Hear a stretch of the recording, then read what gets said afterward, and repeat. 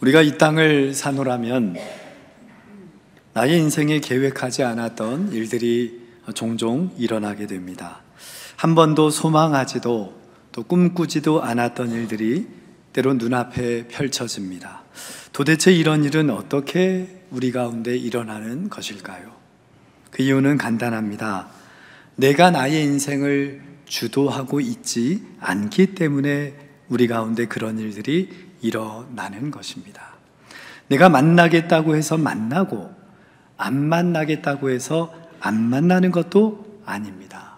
그래서 여러분, 참으로 우리의 만남은 너무나 신비합니다. 사람이 사람을 만나는 일, 사람이 사람을 사랑하게 되는 일, 사람이 사람과 헤어지는 일, 심지어 갈등하는 일까지도 실은 모든 것이 전부 신비입니다. 여러분, 그 신비는 내 의지대로가 아니라면 누군가의 의지가 작동되고 있다는 것입니다. 그 모든 일이 내 계획도 내 뜻도 아니라면 분명히 누군가의 계획과 뜻에 따라 그 일이 일어나고 있다는 것입니다. 우리가 이것을 인정할 때 점점 나 자신에 대한 관심과 집착이 줄어들게 됩니다. 그리고 그분의 생각과 계획에 내 삶의 초점을 맞추어 가게 되는 것입니다. 분명 내가 하고 있는데 내가 하는 것 같지가 않고, 내가 하지 않았는데 기대하지 않았던 선물들이 삶의 열매로 우리 가운데 열리게 되는 것이지요. 여러분, 이것을 우리는 일상 속에 깊이 스며드는 다 알 수 없는 놀라운 은혜라고 말할 수 있을 것입니다. 이 은혜는 다른 표현으로 이렇게 표현할 수 있겠습니다. 한번 따라해 보실까요? 마르지 않는 샘. 이것이 바로 우리가 이 땅에서 살아가는 놀라운 하나님의 은혜입니다.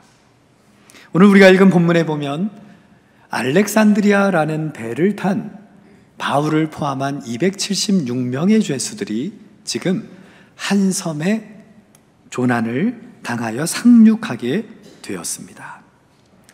실은 그들은 큰 폭풍 가운데에서 실은 배가 난파하였습니다. 그러기에 단 한 사람도 목숨을 잃지 않았다는 사실 자체가 실은 놀라운 일이기도 합니다.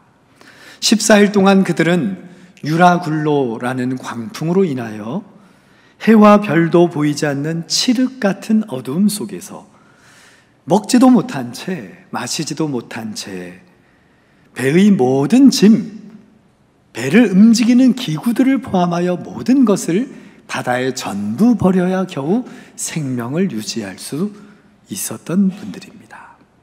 그들은 살 소망조차, 구원의 요망조차 사라져버린 바로 그때 그들은 구사일생으로 한 섬에 구조가 된 것입니다. 여러분, 이들의 여정을 한번 잠시 사진으로 한번, 그림으로 한번 보실까요?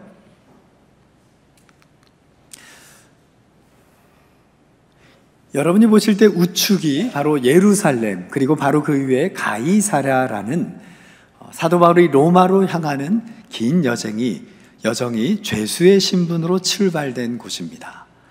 지금 눈에 보이는 여정 따라 화살표의 길을 따라서 그들은 로마로 들어가야 하는 거예요. 여러분, 이 거리가 약 2240km 정도가 되는 그런 거리입니다.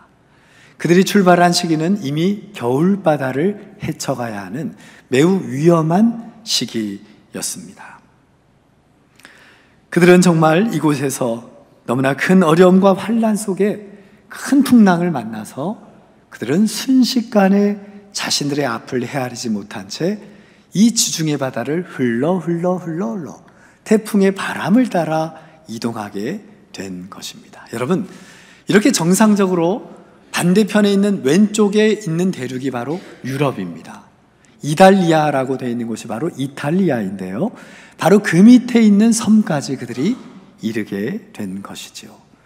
여러분, 만약에 배가 태풍을 따라 갔다면 가는 길이 어떻게 되었을까요? 이 배는 어디로 갈지 아무도 모릅니다. 이 배가 가다가 목적지를 놓치고 아프리카 대륙 쪽으로 빠져버릴 수 있습니다. 아니면 이탈리아의 밑쪽을 지나 훌쩍 뛰어서 더 깊은 스페인 쪽으로 그들은 이동할 수도 있었을 것입니다. 아니면 이 배가 가다가 거꾸로 돌아가서 자신들의 출발하였던 팔레스타인의 땅으로 다시 돌아갈 수도 있었을 거예요. 그런데요, 놀랍게도 이 유라굴로라는 광풍을 만나 이 배는 정말 며칠 만에 그 태풍의 바람을 타고 바로 이탈리아의 바로 밑에 자리 잡고 있었던 한 섬에 다다르게 되었던 것입니다. 여러분, 우리 인생의 거센풍랑은 우리의 길을, 우리의 진로를 실은 바꿔놓을 수가 없습니다. 또한 하나님을 바라보며 가졌던 바울의 그 꿈과 소원을 조금도 흐트러 놓을 수 없었다는 것입니다. 오히려 바울이 진정으로 주님 앞에서 품고 있었던 마음, 그가 간절히 소망하였던 로마로 가야 한다는 그 복음에 빚진 마음은 오히려 태풍을 통하여 하나님은 그에 가는 모든 길을 그대로 순탄하게 밀어주셨던 것입니다.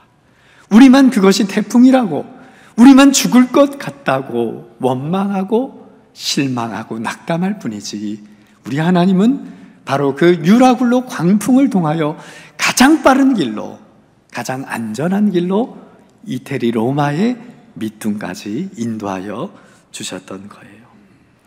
여러분 기억하십시오. 우리 앞에 놓여있는 거센 풍랑도 주님 앞에서는 미풍이요, 순풍이요, 산들 바람임을 기억하며 살아가시기를 바랍니다.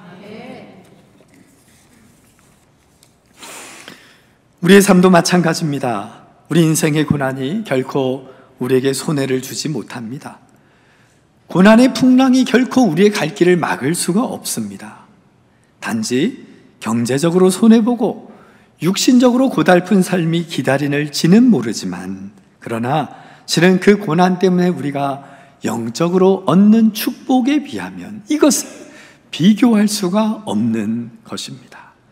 우리가 이 땅에서 당하는 모든 고통은 장차 우리에게 나타날 영광과는 좋게 비교할 수 없음을 굳게 믿고, 우리 인생의 풍랑 한가운데에서도 날마다 부어주시는 하늘의 은혜와 축복을 누리며 살아가시는 우리 성도들 되시기를 주님의 이름으로 축원합니다. 이제 무태오른 바울 일행은 그들이 가장 먼저 해야 할 일이 있습니다. 뭐냐 하면, 우리가 지금 어디에 표류하게 되었나, 우리가 지금 어느 곳에 있는가, 대체 이 섬은 어떤 섬인가, 이것이 바울에게 주어진 과제였습니다. 그것을 확인하기를 원했습니다. 나중에 바울이 확인해 보니 그 섬은 바로 지중해 한복판에 있었던 몰타섬, 지금의 몰타섬인데요, 사도 바울은 그 섬 이름을 멜리데 섬이라고 그렇게 부르고 있습니다. 여러분, 원래 이 몰타섬은 지금은 한 나라가 되었습니다. 지중해 해안에 있는 몰타 공화국이라는 이름으로 불리워지는 나라입니다. 그러니까 그들이 태풍에 밀려서 한순간에 바람을 타고 도착하게 된 것이 바로 이태리의 밑부분에 있었던 멜리데 섬이었다는 사실입니다. 오늘 사도행전의 마지막 장인 28장은 바로 이 내용을 시작으로 우리에게 이야기를 전개해주고 있습니다. 오늘 본문 1절의 말씀 같이 읽겠습니다.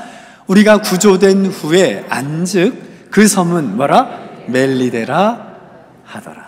그 섬의 이름은 멜리데라고 그들은 알게 된 것입니다. 여러분, 이 멜리데 섬은요, 가로가 대략 한 30km, 그리고 위아래가 약 16km 정도가 되는 땅이라고 합니다. 그러니까 서울보다 조금 작은 땅이죠. 지금은 한 나라가 되었지만 지중해라는 큰 바다를 생각한다면 정말 이것은 한 점에 불과한 것입니다. 다시 한번 좀 더 세밀한 지도를 함께 보실까요? 네, 저 조난배니까 약간 옆으로 이렇게 쓰러져 있고 거기에 몇 명이 타 있죠? 276명. 한 명도 안 다쳤어요. 이 배가 태풍에 밀려서 멜리데라는 섬으로 들어간 거예요. 그런데 여러분, 멜리데 섬이 바로 이탈리아 밑에 있는 흰 섬, 큰 섬이라고 보시면 안 됩니다. 그 흰 섬에 밑에 점이 하나 찍혀 있어요. 그러니까 지금 사도 바울 일행이 도착한 곳은 바로 점섬입니다.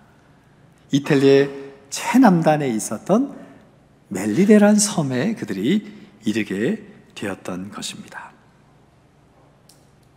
여러분, 우리 하나님은 실은 오래전부터 분명히 이 섬은 이탈리아로 들어가기 위해서는 반드시 통과해야 하는 길목이라고 우리가 생각해 볼 수 있습니다. 우리 하나님은 바로 그 오래전부터 바울과 그 일행을 가장 안전한 곳으로 인도하시기 위하여 그들을 위한 피난처를 준비해 주셨던 것입니다. 죽음의 유라굴로 광풍 속에서도 바울이 탄 그 알렉산드리아 배를 정확하게 피난처라는 이름의 뜻을 갖고 있는 멜리데 섬으로 인도하여 주신 것이지요. 여러분, 이렇게 사도행전의 저자 누가는 멜리데 섬에 도착한 사도 바울 일행을 표현하면서 그 섬의 원주민들이 이 사도 바울 일행을 어떻게 바라보고 있는지를 이어서 설명해 주고 있습니다. 한번 2절의 말씀 같이 읽겠습니다. 비가 오고 날이 차매 원주민들이 우리에게 특별한 동정을 하여 불을 피워 우리를 다 영접하더라. 여러분, 사도 바울 배가 도착하게 되었을 때는 추운 겨울입니다. 비가 내리는 추운 겨울이에요. 얼마나 날이 찼겠습니까? 원주민들이 그를 어떻게 받아들였을까요? 조금 불안하지 않습니까? 원주민들이 그를 해하면 어떨까? 그런데 오늘 본문에 보니 그들은 사도 바울 일행에게 특별한 동정을 베풀어 주었다라고 오늘 본문은 우리에게 설명하여 주고 있습니다. 여러분, 여기에서 동정이라고 번역된 헬라어는 필란드라피아라는 단어를 사용하고 있습니다. 여러분, 이 단어의 뜻은 한번 같이 읽어볼까요? 박예심, 친절이라는 뜻을 갖고 있는 단어입니다. 오늘 사도행전의 저자 누가는 그들의 영적인 자세, 그 원주민들의 사도 바울 일행을 향한 태도를 하나의 단어로 우리에게 보여주고 있는 것입니다. 박예심이란 누구나 사랑하는 마음, 그리고 친절이란 어떤 누구에게 따지지 않고 따뜻하게 그들을 맞을 수 있는 우리의 자세, 이것이 바로 친절이지요. 그 원주민들은 바로 276명의 그 낯선 이들을 향하여 따뜻한 특별한 동정으로 맞이하여 준 것입니다. 실은 어떤 섬이든 그 섬의 사람들은 언제나 바다에서 조난당한 사람들을 도울 준비가 되어 있습니다. 저도 제주도에서 쭉 자랐기 때문에 이 제주도에 작은 섬들이 곳곳에 있습니다. 그 섬 사람들 만나보면 얼마나 사람들에게 따뜻한지, 우리의 작은 어려움에도 기꺼이 흔쾌히 자신들의 배를 빌려주고 우리를 도와주고 우리의 요청을 들어주는 것들을 흔히 보게 됩니다. 다시 말하면 섬 사람들은 이것이 오히려 당연한 삶의 패턴이요, 그들의 삶의 일부라고 우리가 말할 수 있을 것입니다. 바로 그러한 원주민들이 사도 바울 일행을 이렇게 따뜻하게 맞아주었던 것입니다. 여러분, 오늘 본문 2절에는 그 따뜻하게 맞아주었던 하나의 증거를 우리에게 보여줍니다. 다시 한번 2절 보실까요? 그 증거로 어떤 일을 해주고 있습니까? 불을 피워서. 왜냐하면 지금 사도 바울 일행은 온몸이 이 겨울바닷물에 젖어서 꽁꽁 얼어붙은 채로 그들이 이 섬에 도착했기 때문에 무엇보다 그들을 위하여 불을 피워 그들을 환영해 주었다는 것이지요. 그런데요, 바로 그때 문제가 발생합니다. 그들을 보고 그 276명의 사람들을 위하여 불을 피웠는데 사도 바울이 그것을 보고 그 불을 잘 피우기 위해서 그가 땔감나무에 그 불을 넣기 위해서 나뭇가지를 집어드는 순간 그 나뭇가지에 뭐가 있었을까요? 독사가 한 마리 있었던 겁니다. 여러분, 독사는 이 겨울에 뭐하고 있었을까요? 어떻게 우리 뱀이 잠자고 있는 것 같이 잘 아시네요. 겨울잠을 자고 있었을 겁니다. 얼마나 놀랐겠습니까? 갑자기 사람의 손이 자기에게 다가오니 깜짝 놀라서 사도 바울의 손을 확 문 것입니다. 순간 원주민들은 깜짝 놀라게 됩니다. 분명히 저 사람은 신께서 자비를 베풀어서 그 풍랑을 이겨서 살게 되었지만 그 독사에 물린 사도 바울을 바라보면서 그들은 이렇게 생각한 것입니다. 아, 저가 풍랑에선 구원을 얻었지만 신에게 미움을 받아 신의 노여움을 사서 자신의 어떠한 죄로 그는 죽음을 맞이하게 되었구나라고 그들은 생각하게 된 것이죠. 그들은 이제 조금 기다립니다. 왜요? 독이 퍼져나가는 시간이 필요하기 때문이죠. 그런데 그들이 아무리 기다려도 사도 바울의 몸이 붙지도 않고 죽음을 맞이하지도 않았다라고 성경은 우리에게 전합니다. 여러분, 이게 누가 전한 건 줄 아세요? 누가복음의 저자인 사도행전의 저자인 누가가 이것을 기록하였습니다. 여러분, 누가는 직업이 뭐지요? 의사입니다. 어쩌면 그는 사도 바울이 독사에 물렸기에 곧 죽음을 맞을 수도 있겠다는 염려 가운데 의사로서 철저하게 관찰하며 이 글을 기록하게 된 것입니다. 어떤 일이 벌어질까요? 6절의 말씀 같이 읽겠습니다. 그들은 그가 붙든지 혹은 갑자기 쓰러져 죽을 줄로 기다렸다가 오래 기다려도 그에게 아무 이상이 없음을 보고 돌이켜 생각하여 말하되 그를 누구라고? 신이라 하더라. 죽을 줄 알았는데 그가 죽지 않는 것을 보고 그 원주민들은 바로 사도 바울을 신이시여 라고 외치게 된 거예요. 여러분, 이제 더 이상 사도 바울은 그들의 동정의 대상에 머물지 않고 이제 신적인 권위를 가진 그러한 존재로 그의 위상이 높아지게 되었던 거예요. 여러분, 이것은 이 섬의 구원의 역사를 위하여 매우 중요한 시작점이 됩니다. 그들이 이 난파된 276명의 사람들을 돕기 위한 대상으로 바라보는 것에서 물러나 이제 그들은 그들에게 새 생명의, 새 삶의 시작의 순간을 맞이하는 중요한 계기가 되었기 때문입니다.